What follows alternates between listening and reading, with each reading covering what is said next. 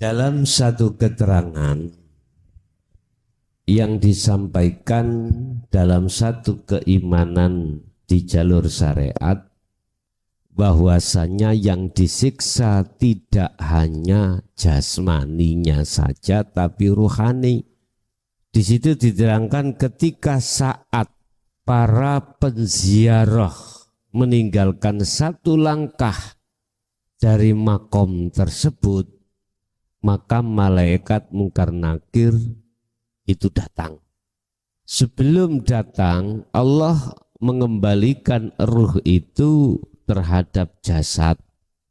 Dibangunkanlah mereka kembali dari tidurnya. Dihidupkanlah dia kembali dari matinya. Laksana seseorang yang tidur tidak bangun, ketika dimandikan, ketika dia dikafani, ketika dia disolati, ketika dia dikuburkan, dia seakan-akan laksana seorang yang bermimpi. Ketika sudah para penziarah itu meninggalkan satu langkah dari kuburnya, maka dia dibangunkan Allah. Ketika dia bangun melihat kiri kanan tidak ada siapa-siapa. Terkejutlah dia melihat kondisi sekitarnya seperti itu dan dia berkata, tolong, bukalah semua pintu yang ada di kiri kanan saya, terasa gelap. Iku katanya. Lah ngoten nggih? Katanya. Semua yang bercerita semua katanya. Iya dan tidaknya kan kita nggak pernah membuktikan, ya gitu. Terus katanya itu benar atau tidak? Bapak Ibu hadirin jamaah rahimakumullah. Makalah muncul itu ada hujahnya, ada dasarnya. Ada dasarnya makalah itu keluar. Ada dasarnya. Apakah dasarnya itu dari pemberitahuan dalam satu mimpi? Apakah katanya itu dari pemberian satu bisikan sehingga memunculkan satu makalah yang mengatakan seperti itu? Macam-macam nih. Ini kalau kita sikapi dari sisi syariat memang seperti itu. Syariatnya kita dipaksa untuk beriman, Bapak Ibu, hal seperti itu. Cuman pertanyaannya benarkah? Lagi itu toh. Akhirnya ada satu pertanyaan dari dua malaikat yang menanyakan tentang masalah marrobuka, manabiyuka, mankiblatuka dan seterusnya. Oke, miturut syariat sah-sah saja karena ada makalah yang menyebutkan seperti itu.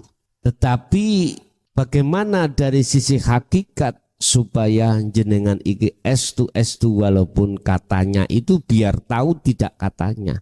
Bagaimana yang dihukum itu apanya? Jasadnya kah? Ruhnya kah? Sekalian sak jasadnya kah?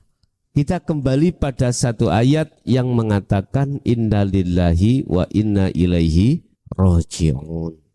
Kalau dasar dari ini maka jasmani dan rohani asal muasal dari mana, kembalinya ya kemana. Sekarang kita bahas jasad. Jasad dari kalimat kholaktu, kuciptakan.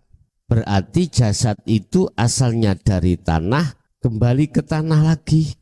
Sehingga jangan heran seseorang meninggal entah itu 10 tahun, di situ sudah tidak ada batangnya, jadi santapan cacing tanah, mungkin tinggal tulang belulang aja, nggak ada seperti sedia kala utuh, nggak ada.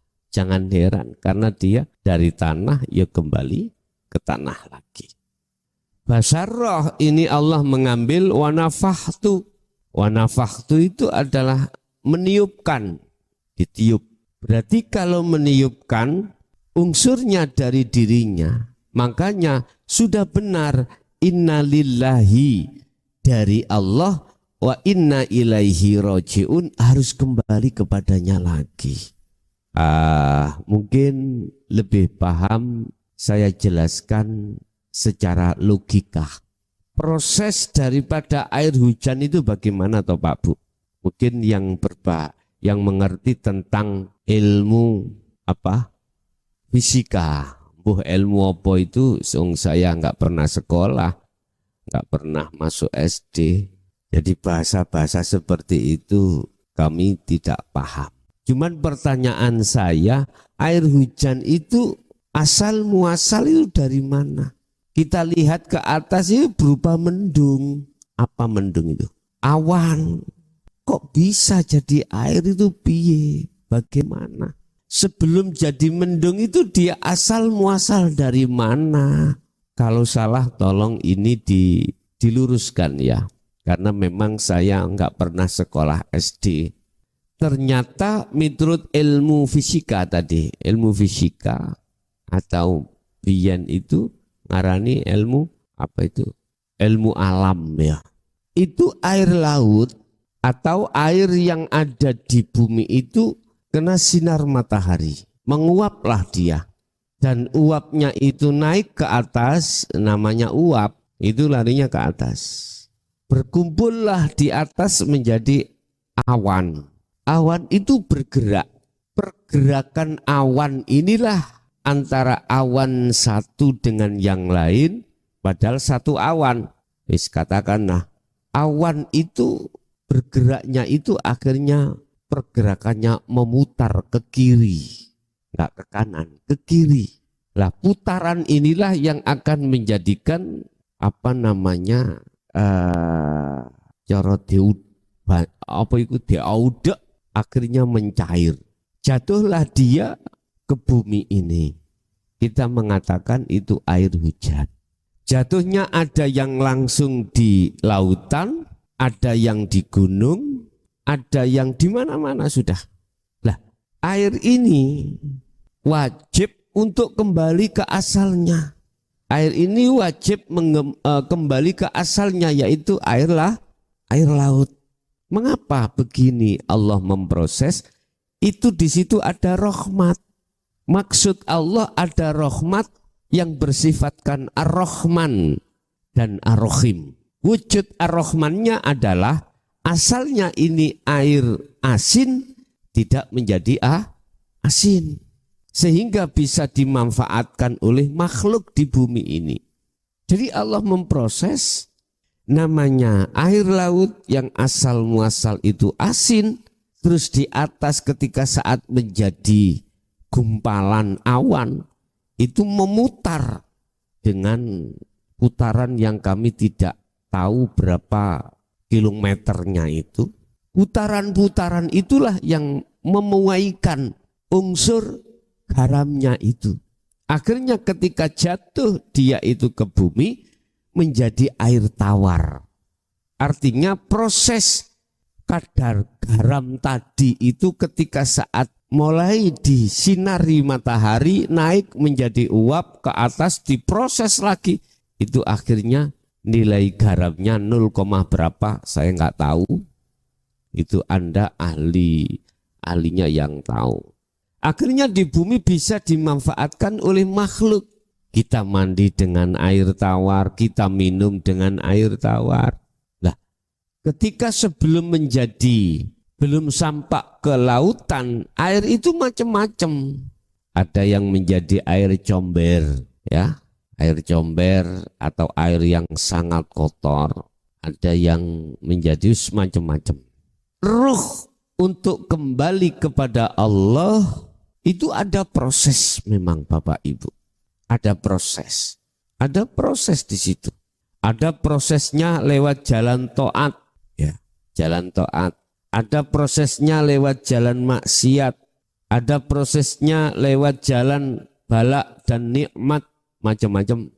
Dikategorikan yang disiksa hanya ruhnya secara hakikat, manakala si ruh itu tadi belum bisa kembali kepada Allah itu sendiri. Artinya Bapak Ibu, laksana air. ketika kembali kepada Allah itu ada yang langsung, ada yang tidak langsung. Tergantung apakah menjadi air kotor dulu ataukah menjadi berbagai macam proses dulu, terserah. Sama dengan ruh itu. Cuman intinya begini, Pak. Siapa di antara kau sudah tahu jalan menuju dan bertemu Allah, maka dialah yang boleh kami katakan dia itu kembali dengan keadaan bisalamin aminin. Di situ bahasa Allah telah meletakkan terhadap si ruh itu, matanya ruh itu sudah tidak buta lagi.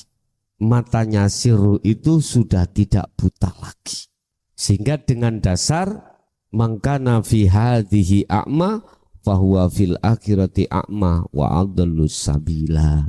Tetapi kebalikannya, ketika saat Allah memberikan mata hati terhadap si hamba itu dia masih dalam keadaan buta, maka disitulah yang kami maksud sebagai ruh yang masih terkendala untuk kembali pada Allah. Laksana air itu tidak bisa langsung untuk bisa sampai pada Allah, masih muter-muter menjadi apa, macam-macam. Jadi yang disiksa secara hakikat ruhaniyah. Bentuknya apa? Bentuknya dia ada di satu alam yang alam itu sangat gelap. Bentuk kesusahan di dalam alam inilah yang kumaksud sebagai penyiksaan Allah. Sama halnya jenengan di penjara. Di penjara itu tidak bisa Anda keluar, Bapak Ibu. Enggak bisa. Kiri, kanan, atas, bawah, belakang, depan kau enggak ada jalan yang bisa dibuka.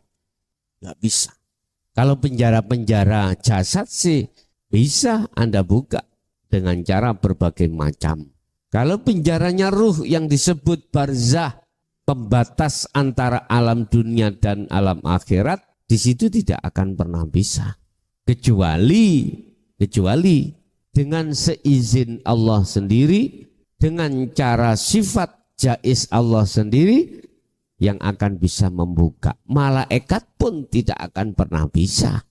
Lah, bentuk Anda tidak bisa keluar disitulah bentuk siksa daripada ruh itu sendiri. Jadi bukan jasad, tapi ruh menurut pandangan hakikat. Contoh di dunia ini, kita nggak usah menunggu mati yang apa dikatakan secara syariat.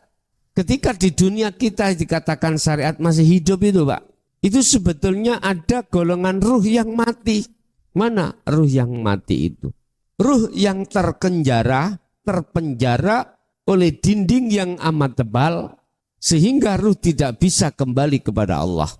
Jangankan ketika di luar sholat, di dalam sholat pun tidak bisa kembali.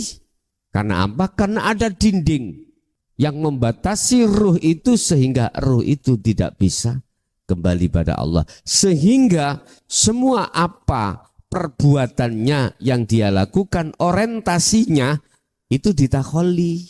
Nggak bisa ngomong hatinya itu imannya pada Allah, nggak bisa. Mengapa demikian? Karena ruh percaya atas bisikan nafsu dalam dirinya. Makanya mohon maaf kalau saya bicara keimanan di dalam syariat dari sisi proses nggak salah.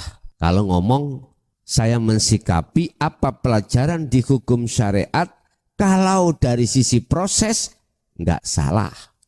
Sama, Anda kembali kepada Allah ketika saat dimasukkan terlebih dulu jalan maksiat dan jalan musibah, kalau itu proses nggak ada salah.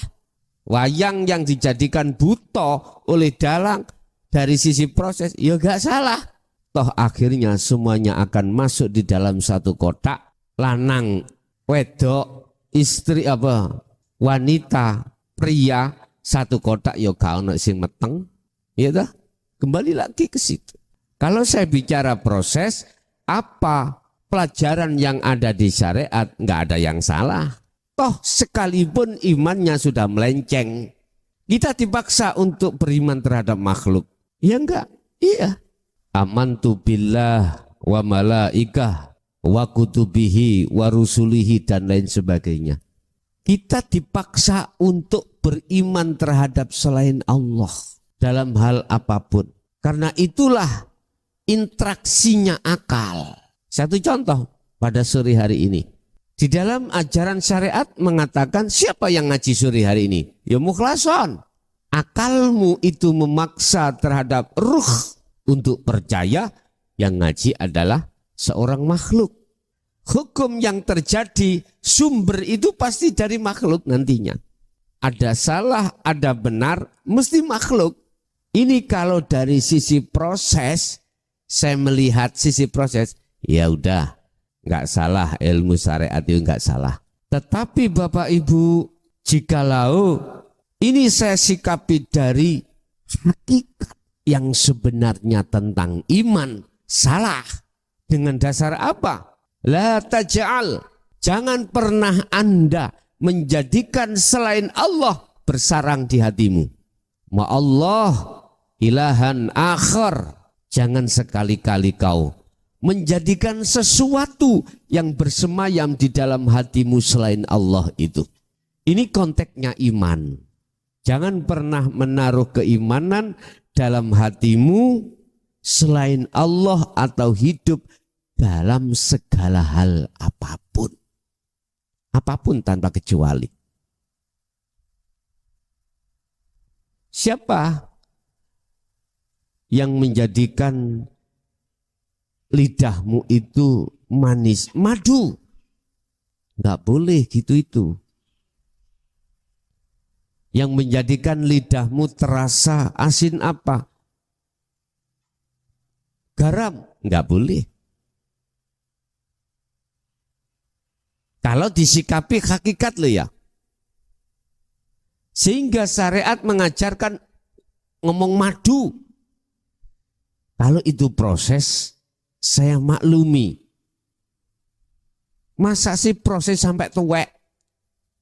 Hah? Proses mestinya ya bentar aja lah.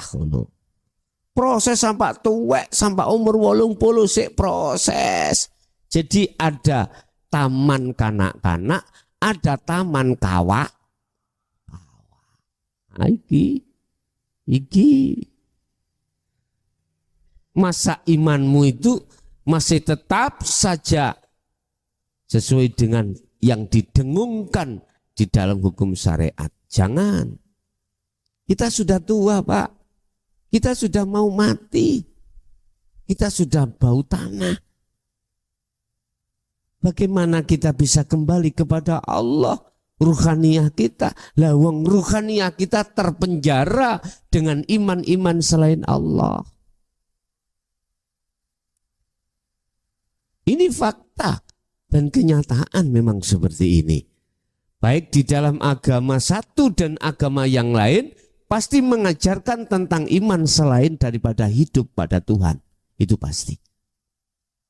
Itulah sebenarnya ruhaniyah kita itu ada di alam barzah, ada di satu penjara. Apapun yang terjadi, natijah atau akhirnya mesti jenengan antara kecewa dan tidak. Segala perbuatan apapun. Karena mukaddimah kita, awal kita, ruhaniyah duduk di takholi, tidak ada kejelasan antara ya dan tidak, akhirnya itulah yang disebut perbuatan yang mamang. Mamang. Inilah bentuk ruhaniyah kita di penjara. Kalau di dunia masih seperti ini, maka pindah alam pun juga begitu. Coba kita urai alam ya. Pertama, lukot goib. Alam di mana ruhaniyah tidak mengenal apa-apa. Hanya mengenal Allah. Sang yang tunggal. Dia nggak butuh ini, nggak butuh itu, dan macam-macam. Itu alam lukot goib itu adalah alam di mana si Nur Muhammad ini belum dinamai ruh. Belum. Proses pindah alam rahim. Alam rahim pun disebut sebagai ruh. Itu enggak butuh apa yang ketika saat di dunia ini. Dan apa kelangsungan di alam rahim, Allah sudah jamin tanpa si jabang bayi itu minta-minta. Gak usah minta-minta, sudah disiapkan Allah. Bentuk lewat nutrisi vitamin yang ada di ibunya. Dan ibunya itu juga ada kaitannya dengan nafkah yang diberikan oleh sang suami. Oke.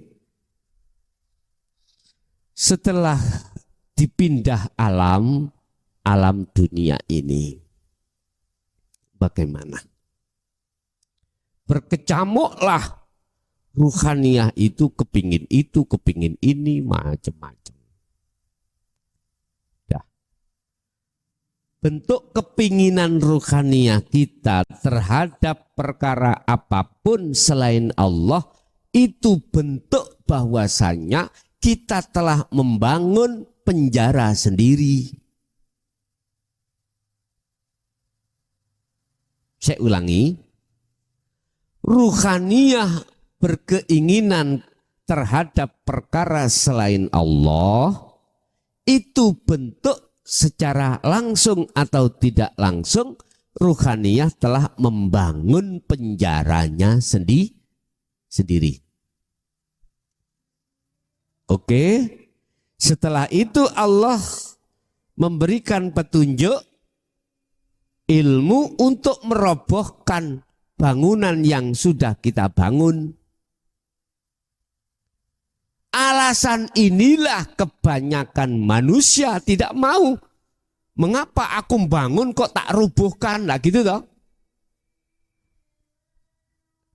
Oleh karena dia ketidakfahaman dari sebuah ilmu itu dan didorong oleh bisikan nafsu, maka dia sampai kapanpun tidak akan pernah mau. Padahal di situ maksud merobohkan adalah konteks keimanan dari takholi untuk menuju tajalli. Akhirnya apa, Pak? Bangunan nggak pernah roboh, otomatis tambah kuat bangunan itu. Bukan bangunan tembok ini loh Pak ya. Paham ya maksud saya nggih? Bangunan syahwatud dunia ini leh dalam diri kita. Oke. Taruh saja kita sudah mati. Kita pindah alam yang disebut wa min waraihim barzakhun ila yaumi yub'atsun. Disebut alam barzah. Alam di mana ruhaniyah ini tertutup pembatas dari alam dunia dan alam akhirat. Artinya ruhaniyah tidak bisa kembali ke rumah, ke dunia lagi nggak bisa, ke akhirat pun tidak bisa, menunggu sampai datangnya waktu di mana Allah akan membangkitkan ruhaniyah ini. Roe kaisok balik apa maneh jasate.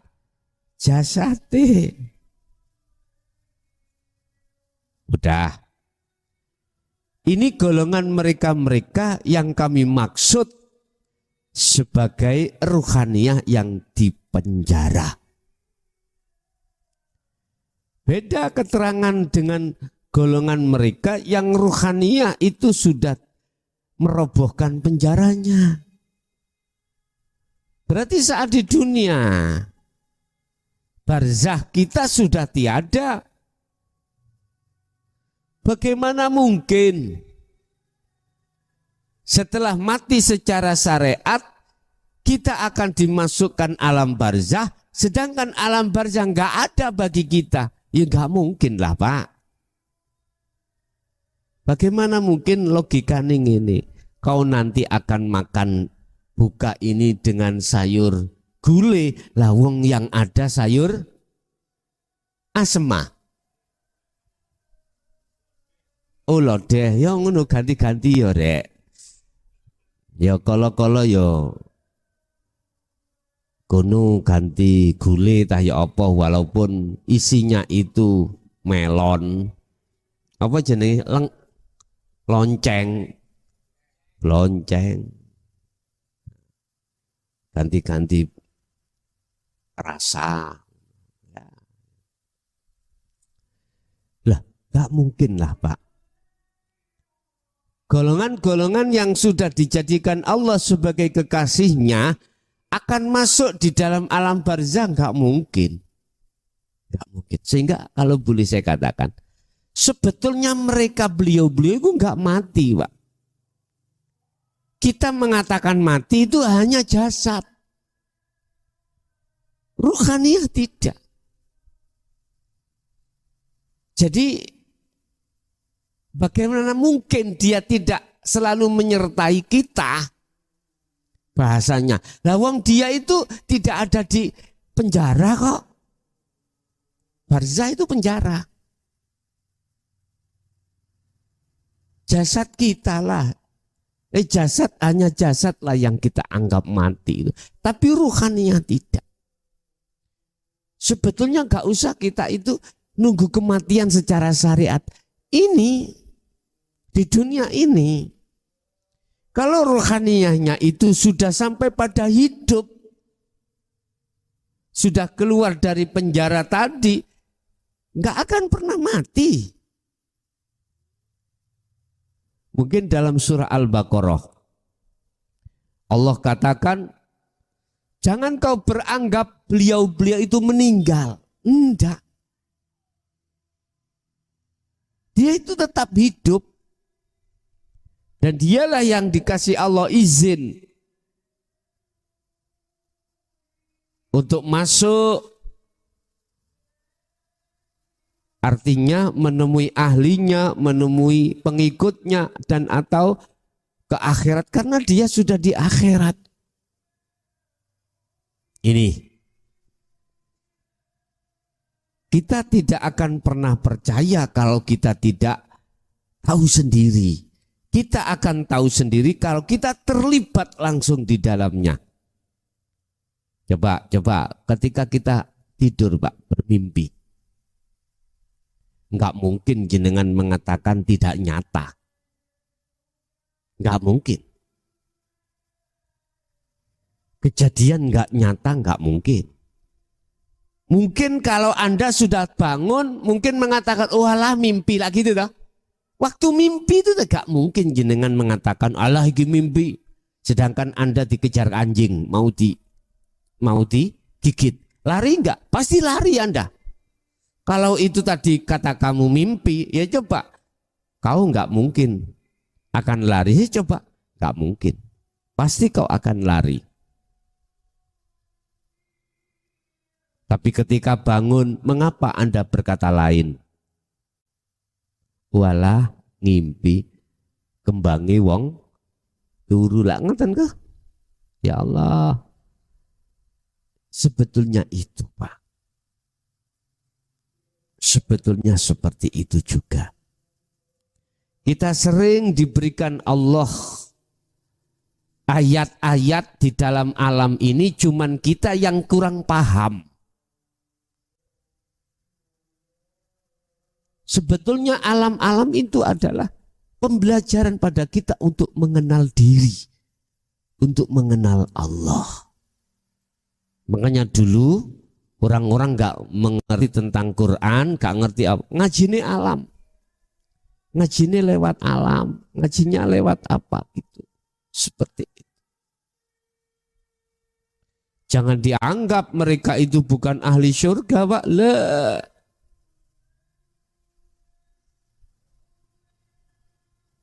Yang tercipta di dalam hatinya, yang terkandung karakter adalah budi luhur. Justru kitalah yang lagi mulai betul syariate, waduh, masyaallah. Padahal ruhaniyah kita masih dolim pada Allah. Udah, Bapak Ibu hadirin jamaah rahimakumullah. Jadi yang disiksa secara hakikat adalah ruhani. Buktinya sekarang, oleh karena masih ada pembangunan barzah dalam diri kita, secara enggak langsung kita itu telah terpenjara, telah tersiksa di dalamnya. Buktinya kita kehilangan dengan apa yang kita kumpulkan, apa yang kita aku-aku, susah enggak? Susah. Susah. Kita yang merasa dihormati orang di tengah masyarakat itu hilang. Bagaimana rasanya? Sakitnya itu di sini. Panasnya itu di hati, bukan di atas, di sini.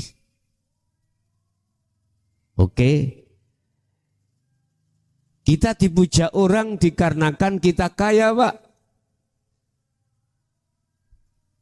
Kita tiap hari, tiap saat kerja keras mengumpulkan, akhirnya punya pabrik, punya ini. Udah dihanguskan Allah. Gimana rasanya hati? Panas, sakit, ketakutan Pak kita kehilangan itu. Aneh toh ya? Aneh. Kita kehilangan penjara itu aneh. Takut, aneh. Padahal itu untuk membebaskan kita. Ayo diangen-angen.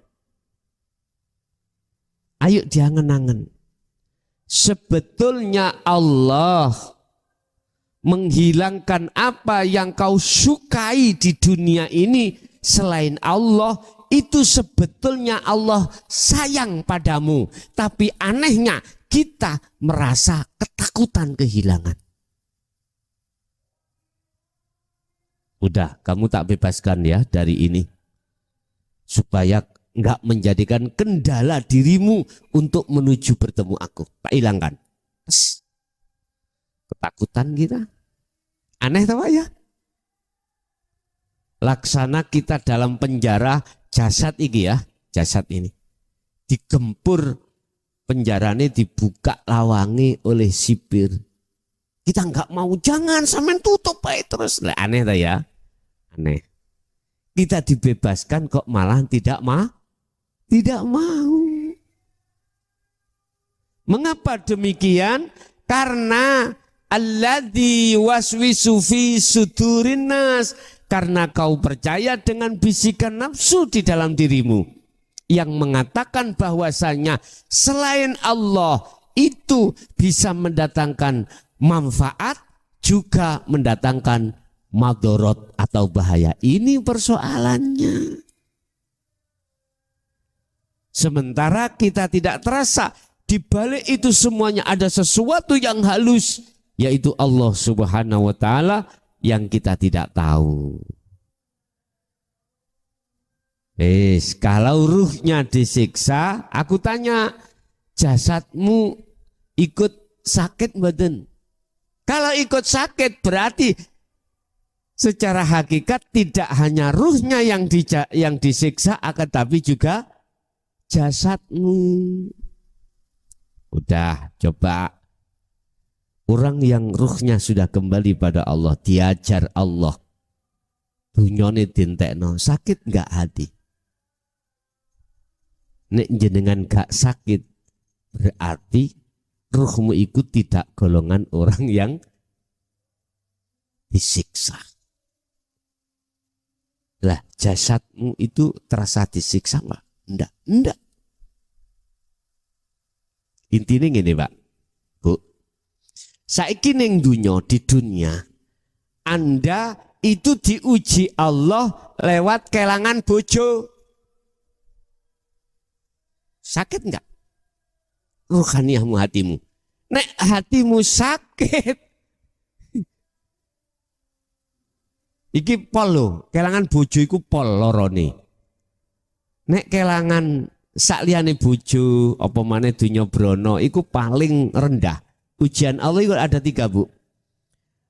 Wa zuyyina linnasi hubbus syahawah. Pertama minan nisa garwa, kedua wal banin anak, 3 konatiril dunya brana. Dunya brana iku paling cewili ujian. Jenengan mulai nikah sampai kate matek iku gak tau dadi wong sugih blas. Melarat ae. Serba kurang. Wis. Ujian yang nomor 2 adalah anak. Kehilanganlah kau anak dengan berbagai macam cara. Allah menghilangkan. Yang terakhir yang paling ekstrim, ujian yang paling berat di mata manusia, kehilangan garwa, kehilangan suami istri. Entah Allah caranya, Allah menghilangkan apa. Nah, pertanyaannya gini, ketika Anda diuji kehilangan dunya brana, atimu loro apa gak? Susah apa gak? Kalau susah, pertanyaan berikutnya, jasadmu ikut ngreges apa ndak?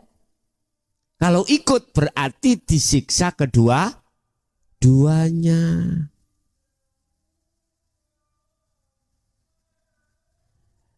Penjaranya dunia itu gak sebesar penjarane anak. Penjarane anak gak sebesar penjaranya suami atau istri, Pak. Lebih tebal lagi. Jadi tergantung, Pak.